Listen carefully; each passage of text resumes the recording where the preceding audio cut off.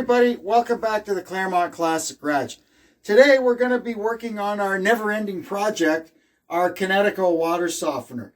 Over time, if you've watched my videos, if you're not a regular viewer of my channel but have just been watching the Kinetico water softener videos, you'll know that I've been having kind of an ongoing battle with this thing for about a year.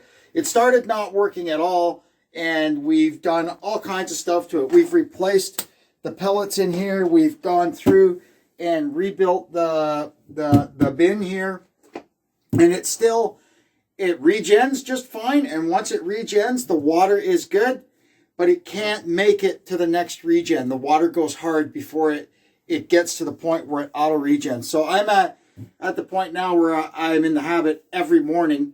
I check the water, and if it's gone hard, I just come and manually regen it. But that's getting a little long in the tooth. It should work automatically. To my knowledge, everything is functioning properly. There's just wear in here. So what I found out is that you can get a seal kit for it. So this is kind of like an aftermarket seal kit. Kinetico, as kind of their general practice, parts and service for Kinetico water softeners are very protected. You got to pretty much go to a Kinetico dealer, and they'll send the service man, and they'll fix it. I'm not knocking that system, but it costs a lot more than if you're able to fix it yourself. So the parts are not easy to come by. You get lucky the odd time, like when this manifold here had a crack in it. I managed to find a good used one on eBay. So yeah, you scrounge around and you can find the stuff. So I found this seal kit on eBay. Had good reviews. Comes with a really nice set of instructions. There's pistons and stuff in here. And as they age, what basically they were saying in here is that these corners on these seals slowly wear away and they lose their effectiveness and they start letting stuff pass by them. And that's why, even though it's sort of working, it seems to be not working. So we're going to go ahead and get cracking on this. First thing we have to do is put it into bypass and shut it off. So that way, even though it's hard water, we've still got water going to the house so we can flush the toilet or do whatever we need to do. Then we're going to take our hoses off. This is the waste hose. So when it's doing a regen, this is where all the wastewater from the regen process goes, and it goes out. You can hear it into the sump pit over there. And this one here is the brine line that goes down into the brine well. Now I'll get those two off. Then we're going to take the manifold apart.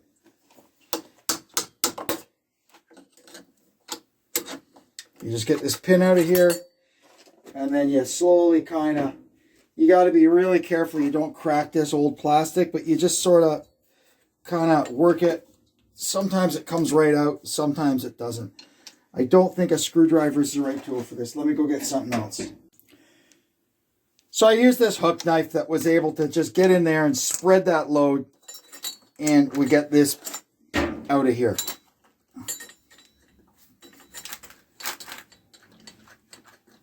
And we're going to have a little water come out, but that's okay.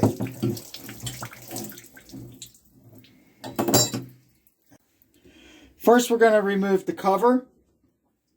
And in there is the metering disc and the control disc.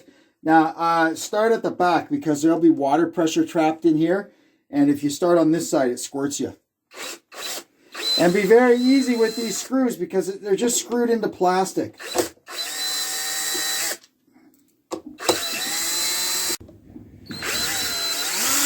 And watch, because there's a spring under that.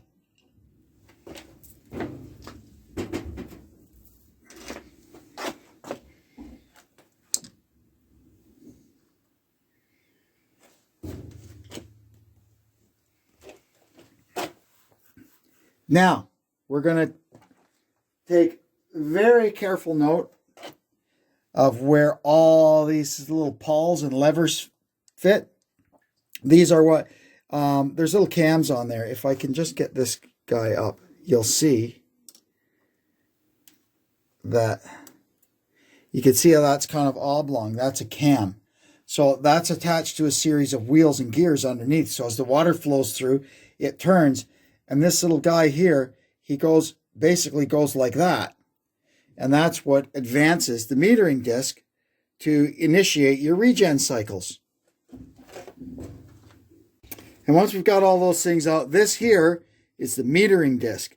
And you can see there it's got various little channels and stuff that directs water through all these little passages here to control the cycles of the softener. That is about the extent of my knowledge of it. I'm not going to say any more. Now we're going to take this head off.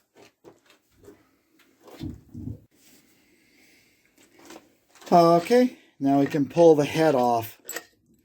This is where all the magic happens inside this thing.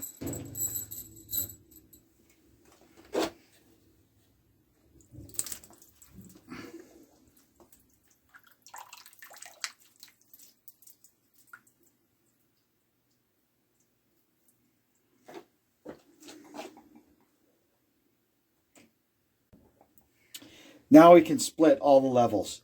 This just comes off of there like that. There you can see the wheels and the gears. And there's this guy.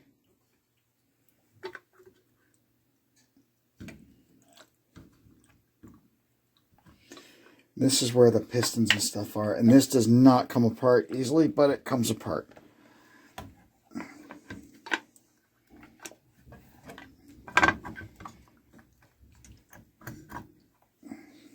There's that one. And you can see here all of the pistons. I've had this apart before.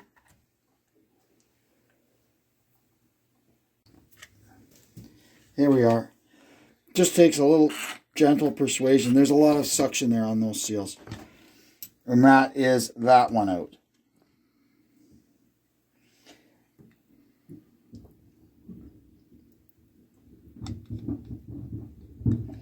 Now we can start following the instructions and changing all the seals.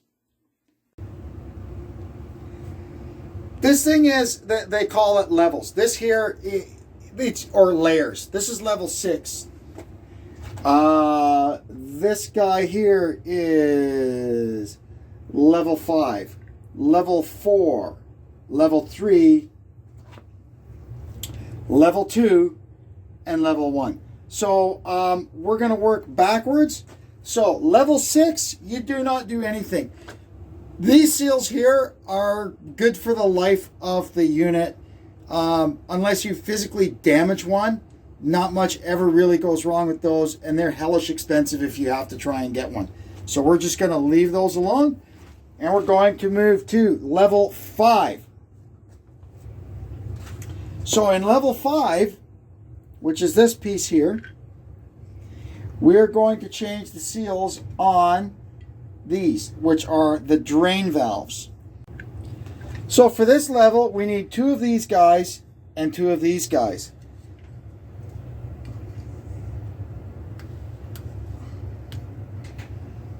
There's that one off.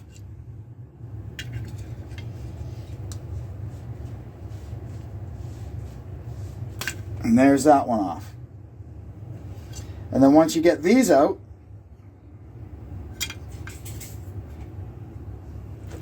it's hard to see because it's a black seal on a black part. But you can get in behind there, you'll just see, there we go.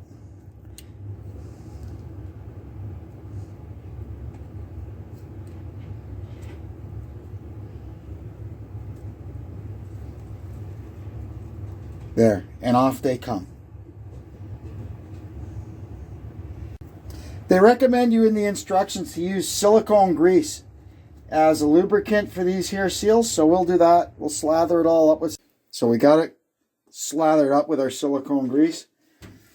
And now we get our little knife here, It's something that you just kind of use that as a tool to go around it, much like putting a tire on a bicycle, because you do not want to get these things twisted.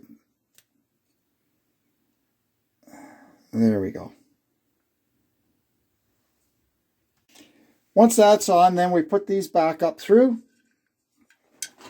And we'll put a little silicone grease on this stem here and push on our valve seals.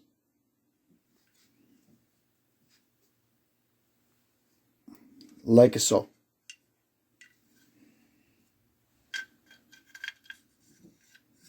There's our exhaust seals put on.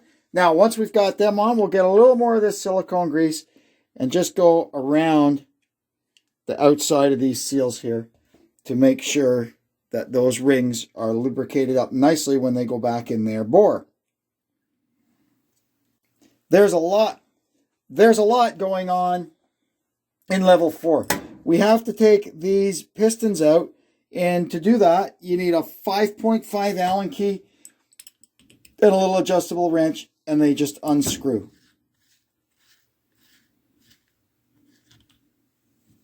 And we're going to try and put them all back in the same order.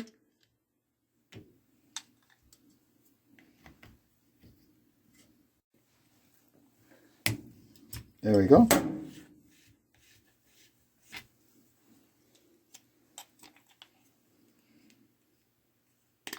And that gets oriented like that.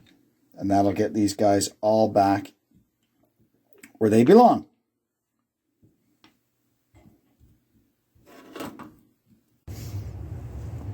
So first thing, we've got this little valve, and we're familiar with these because we had one of these in the other level. We got to get this tapered seal off of here. We might have to cut this one. So like our other similar little valve in the previous level, we've got some silicone grease on this. And then we'll use our little tool here to try and roll this baby on without twisting it.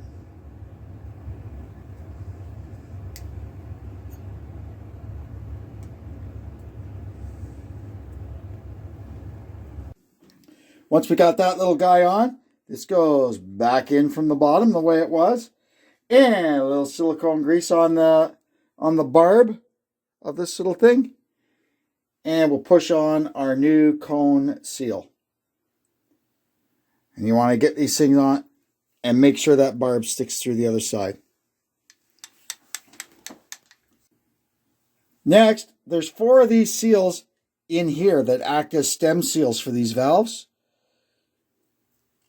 So we're going to just grab them. They come out pretty easily, and we'll pull all 4 of them out.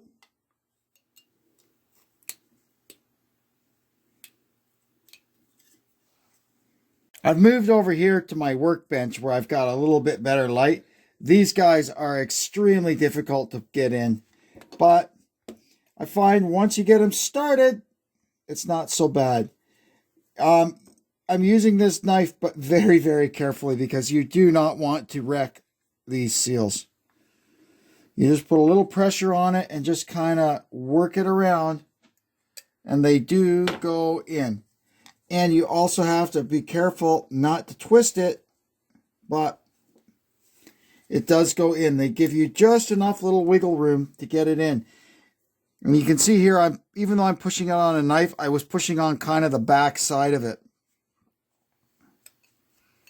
There we go. And then once I've got it in there, I got this pencil, and that seems to just go around and make sure it's seated. And you can see there, it's not twisted or mutilated or anything. Thankfully, I've got 3 of them in now. Oh, and the other thing I noticed when I first started trying to do this, there was still a little bit of water in there, which was making it slippery and really hard to get a hold of them. So now that it's dried up a bit, they go in better. And when we lubricate these seals, we only really need to lubricate the inside of them, where the stem of the valve, or the valve stem, will be running. So we'll get this last one in. And we can get back on track here. Oops. Next thing, we're going to change the valves or the seals on these valves.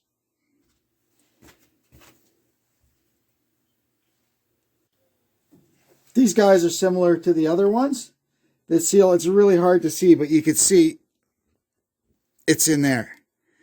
And then we're trying to get behind it. I didn't have much success. I cut it. Okay, doesn't matter. That's why we're putting new ones.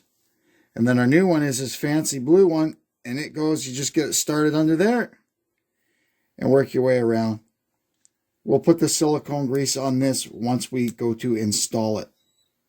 There, that's that one done. And this one is the same, basically, as the smaller ones. It uses these, they call these quad seals because they've got that square profile. And we're going to get that and just work it around, being careful not to twist it. There we go. And it goes on there perfectly.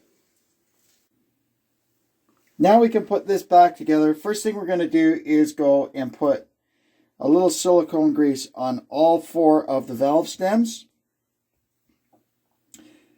And then we can reassemble them back in there one by one.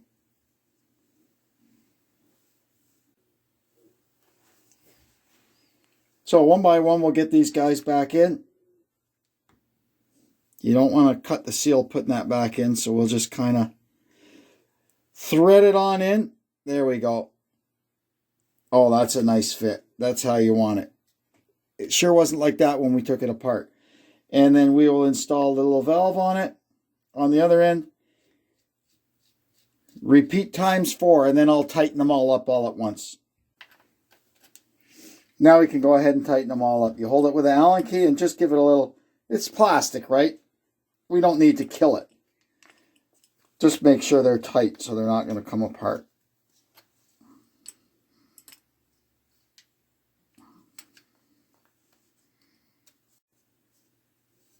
Now we'll just make sure we've got good drag on all of these seals, which we've got. Good. So we're going to go ahead and put a little silicone grease on all of these for when they start working. They're nice and lubed up and they'll seal well.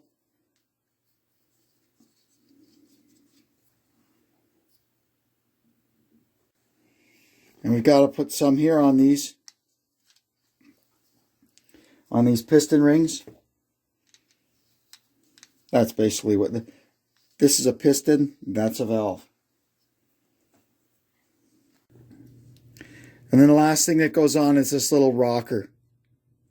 Not sure what it does, but it goes there. Now, we can put the top of it back together, or level 1. So now that we've got all that sorted out, this here is our balance piston. We've replaced the O-ring on the balance piston, and it goes in with this spring here. And then this guy here, that's how you advance it. There should be an O-ring under there, if we can get it out.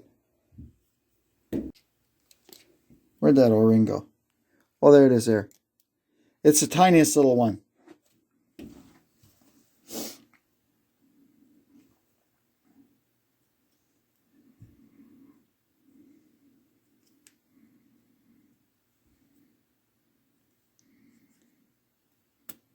There we are, just like that.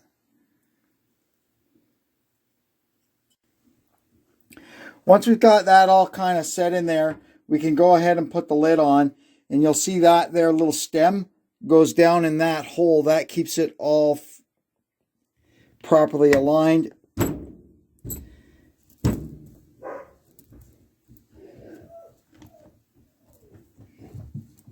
Then we get the screws started in. And what we do on our drill gun, we set the clutch to the lightest possible setting. So we're not going to rip the threads out of these things. If you don't have the utmost confidence in your drill driver, best to do this by hand. But I'm pretty comfortable with this thing. You should be able to push this down and pick up, there we go, and advance this to your regen position. So we're going to put it in between regens right now. And now we can go ahead and put this thing all back together. Now we can put this thing in, and to do that, we're going to push these pistons all the way up. And we're going to assemble this onto here. That there goes into here. And we've got all those up, and we're going to get this guy started in his bore first.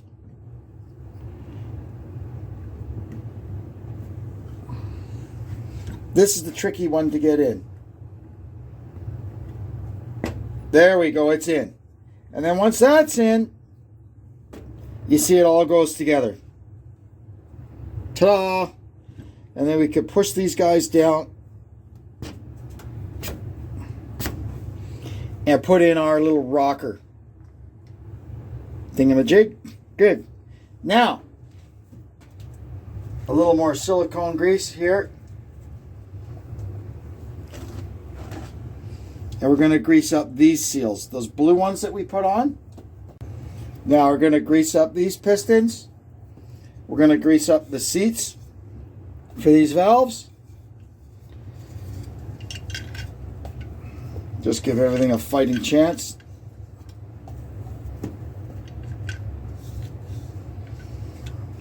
Good. Now this guy has got to go in this way.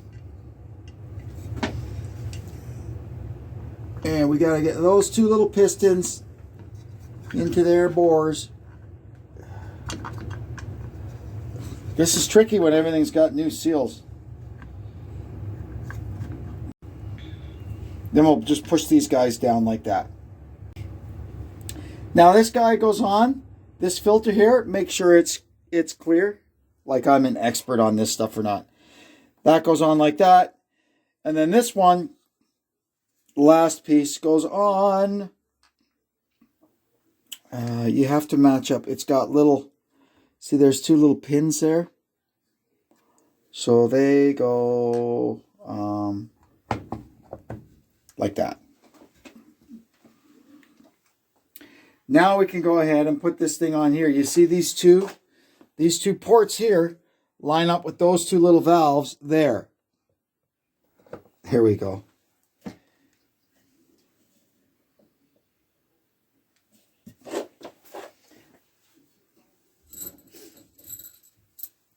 Now we can put in our little screws, and again, just run them down with the drill, with the clutch set very lightly. So I'm going to run this side down, not really tighten it, and we're going to go, whoa, I'm missing a screw. There it is. We're going to go 180 degrees from there and run this one down. There we go. And then it's like tightening the wheels on a car. We just keep going across. Once that's done, we're going to see where our little dot is here. We're going to go over to here. Now it's in between regens. Now we'll put some silicone grease on these O-rings here, and we can push this manifold back into the control unit.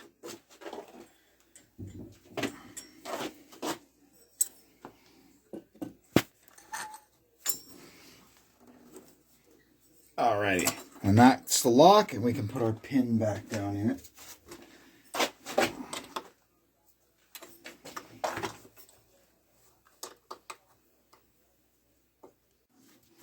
Now we'll hook our two lines back up. Now, we could turn it back on.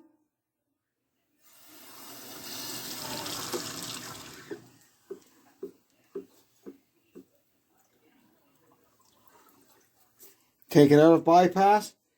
And we're going to manually put it into regen. We'll have to do this twice. There it goes. So we'll let it do a regen. When that's finished, we'll regen it again, and then we'll just let it run for a couple of days and keep an eye on it.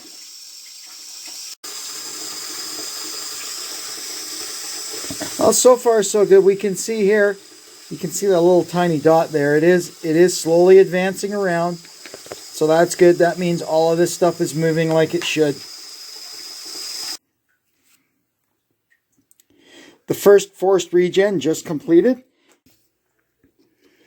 Okay, now it's time to give it its second regen, and that'll have both chambers of it ready to go.